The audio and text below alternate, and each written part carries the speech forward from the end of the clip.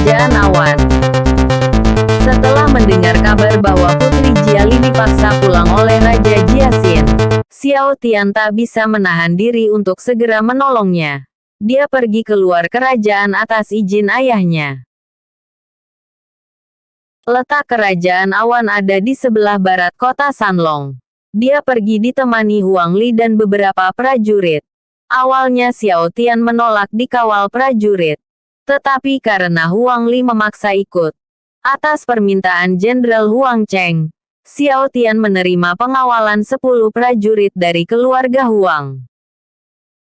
Tentu saja Kaibo dan ketiga temannya juga ikut menemani perjalanan Xiao Tian. Setiap menit si gendut selalu melihat cincin ruangnya, seperti menantikan hantu di dalam cincin itu keluar. Suyan yang merasa terganggu dengan hantu itu, mencoba mengusirnya dengan segala cara. Ketika tiba di kota Sandong, kota sebelum kota Sanlong, letaknya di sebelah timur kota Sanlong, Suyan mengatakan permintaannya kepada si gendut. Karena si gendut pernah kalah taruhan kemarin, si gendut tak bisa menolak permintaannya itu. Ketika Xiao Tian sedang mengunjungi tempat lelang di kota Sandong, Suyan mengajak si gendut pergi berkeliling. "Hei gendut, ikut aku sebentar," ucap Suyan sambil menarik si gendut pergi. "Ada apa sih?" jawab si gendut keheranan. "Ikuti saja aku. Kau harus menuruti permintaanku karena kalah taruhan. Aku akan menunjukkan apa yang aku minta," ucap Suyan sambil menarik si gendut. Si gendut menuruti Suyan karena ingat taruhan kemarin. Dia juga penasaran dengan apa yang akan Suyan minta. Sampai di sebuah tempat sepi, Suyan menariknya masuk ke sebuah bangunan yang bertuliskan pengusir roh jahat. Si gendut memahami apa maksud Suyan. Awalnya dia tak mau menurutinya, karena dia merasa kenal dengan roh yang ada di dalam cincinnya. Tetapi dia juga mulai berpikir, siapa tahu dengan mengusiknya roh itu akan keluar. Dia pun menuruti Suyan dengan hati yang mantap. Ketika masuk ke dalam tempat itu, suasananya begitu horor. Tempatnya begitu gelap. Mereka dikejutkan dengan penampakan pengurus tempat itu yang tiba-tiba muncul di depan mereka. Dengan memakai sebuah topeng seram, dia muncul saat lampu ruangan dinyalakan. "Hei, sepertinya akan ada lagi korban yang tertipu dengan orang tua itu," ucap para warga di luar. "Ah, hantu!" teriak Suyan dengan wajah yang dipenuhi keringat dingin karena kemunculan pria tua itu yang tiba-tiba. Si gendut yang tak terlalu percaya hantu awalnya, dan sudah pernah melihat hantu asli yang lebih seram darinya, memukul pria tua itu tanpa rasa takut sedikit pun. "Buk! Woi, udah tua masih aja suka nakutin orang. Kau pikir ini lucu apa?" teriak si gendut sambil memukul pria tua itu. Pria tua itu membuka topeng seramnya. Dengan hidung yang mimisan karena abis dipukul si gendut hingga terjatuh, pria tua itu mengatakan hal yang di luar dugaan. "Tehe," ucap pria tua itu dengan bersikap sok imut. "Tehe matamu. Sadar akan usiamu kakek tua. Berhenti berlagak sok imut." "Woi Suyan, sepertinya dia hanya penipu. Kita pergi saja dari sini," ucap si gendut yang merasa kesal. Dengan wajah yang serius, pria tua itu berdiri mendekati mereka dan menepuk pundak Suyan. Dia berusaha merubah pandangan Suyan dan si gendut. Dia meyakinkan mereka dengan bersikap misterius. Dengan wajah yang serius dia berkata, "Anak muda, maaf karena aku telah mengerjaimu tadi. Aku hanya ingin mengetes nyali kalian, dan mengetes trauma yang kalian alami. Aku yakin kalian kemari untuk mengusir roh jahat. Apa kalian diganggu roh jahat baru-baru ini? Apakah kalian merasa jelek karena dijauhi banyak wanita, dan mereka takut ketika melihatmu? Apakah kalian pernah pingsan karena melihat hantu wanita yang begitu menakutkan? Ucap pria tua itu dengan wajah yang begitu serius. Bagaimana kau tahu semua itu? Ternyata kau memang seorang ahli. Ucap Suyan dengan wajah terkejut. Karena merasa yang dikatakan pria tua itu memang pernah terjadi. Jadi kali ini tebakanku benar ya? Padahal aku cuma ngarang saja. Tehe. Ucap pria tua itu dengan wajah sok imut. Letak. Mendengar jawabannya si gendut semakin kesal. Dia memukul pria tua itu dan memarahinya. Woi, berhenti mempermainkan kami. Kau pikir kau itu imut apa? Berhenti mengatakan Tehe. Teriak si gendut dengan wajah kesal. Dia pasti hanya bercanda untuk mencairkan suasana. Jangan terlalu impulsif gendut. Ucap Suyan berusaha meyakinkan si gendut. Seperti semua itu. Ternyata kau memang seorang ahli. Ucap Suyan dengan wajah terkejut. Karena merasa yang dikatakan pria tua itu memang pernah terjadi. Jadi kali ini tebakanku benar ya? Padahal aku cuma ngarang saja. Tehe. Ucap pria tua itu dengan wajah sok imut. Letak. Mendengar jawabannya si gendut semakin kesal.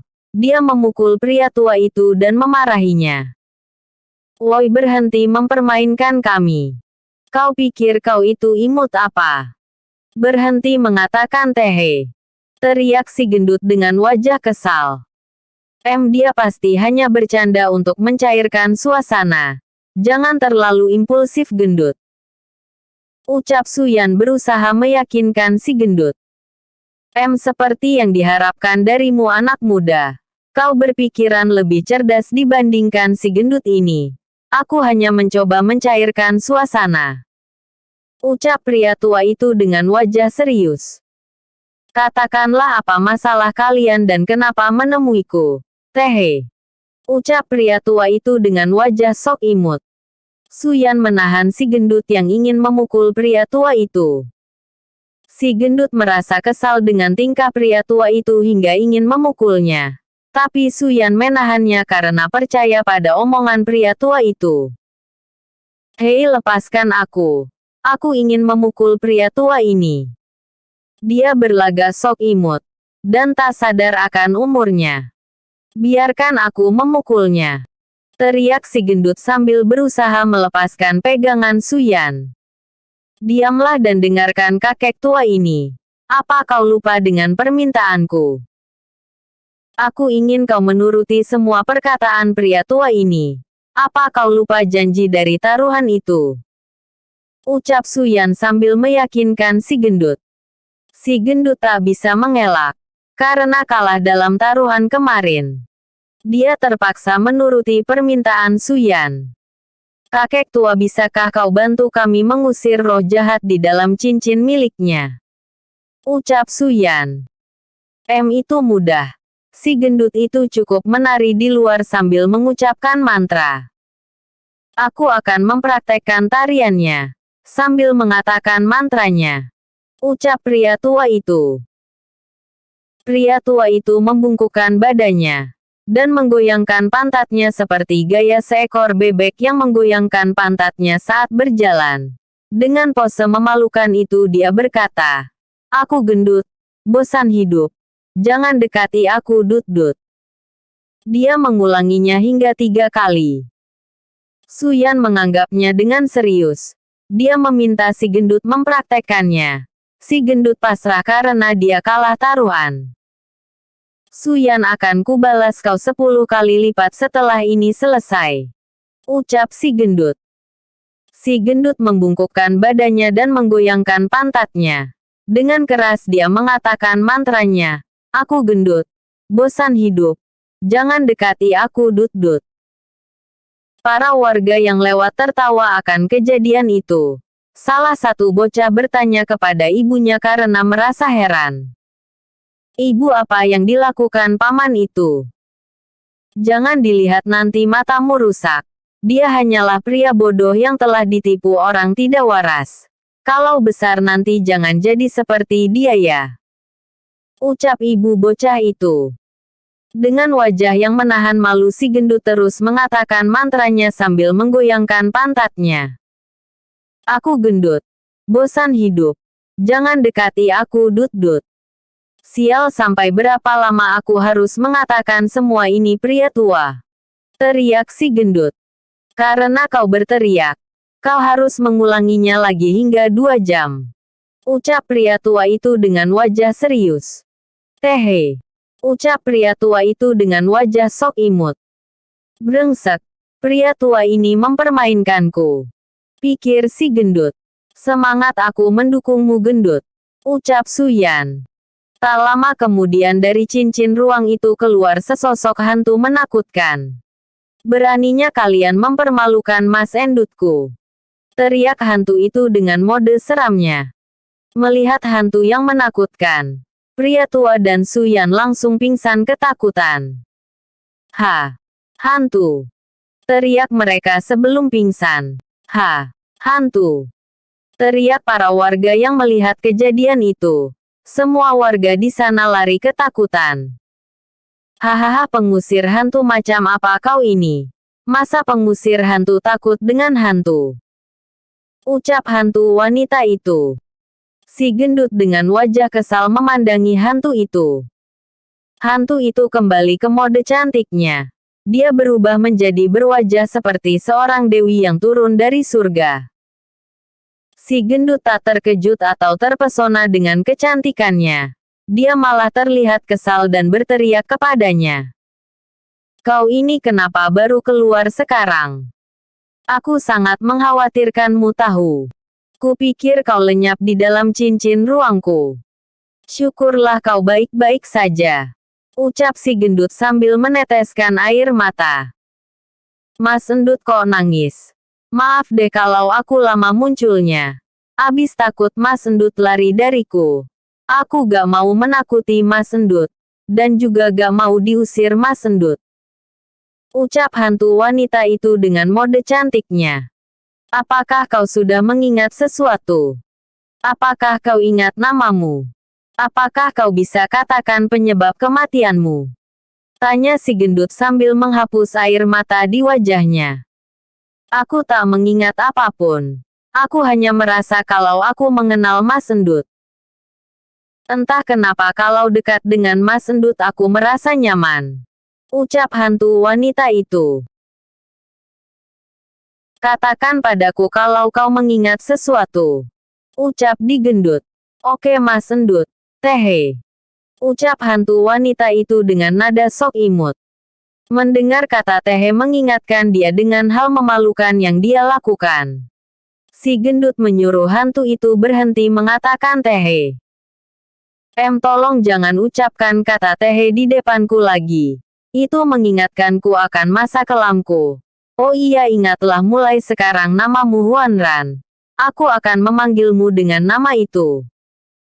Dan kalau bisa, cukup aku yang bisa melihatmu.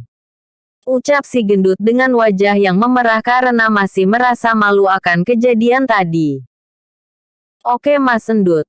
Mulai sekarang aku akan menggunakan mode tak terlihat. Hanya Mas Endutku yang boleh melihatku. Ucap hantu itu dengan wajah senang. Baiklah kalau kau sudah mengerti. Ngomong-ngomong, kenapa kau tak melepuh saat keluar di pagi hari? Tanya si gendut. Karena di sini terkena bayangan dari bangunan itu. Aku hanya melepuh jika terkena sinar matahari. Selagi tak terkena sinar matahari secara langsung, aku akan tetap aman. Ucap Huanran. Baiklah kalau begitu masuk ke cincin ruang dulu. Aku ingin membawa Suyan menghadap bos. Karena kalau dia pingsan di sini dan urusan bos selesai, nanti dia kebingungan mencari kami. Ucap si gendut. Huanran masuk kembali ke cincin si gendut.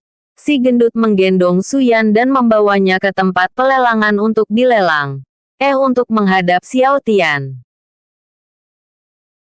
Sesampainya di tempat lelang, Xiao Tian selesai dengan urusannya. Dia habis menjual beberapa pil untuk ditukarkan dengan senjata agar Suyan dan si gendut bisa menjaga diri mereka.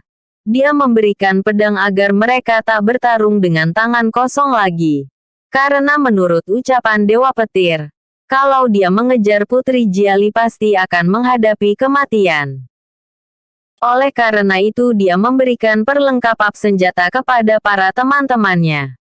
Setelah semuanya sudah siap, Xiao Tian melanjutkan perjalanannya menuju kota Sanlong. Sampai di sana dia meminta bahan obat yang pernah dia minta dulu, tapi belum sempat mengambilnya karena mengikuti turnamen. Setelah urusannya selesai, dia keluar dari wilayah Kerajaan Petir menuju Kerajaan Awan. Apakah Xiao Tian bisa membawa Putri Jiali kembali ke sisinya? Bersambung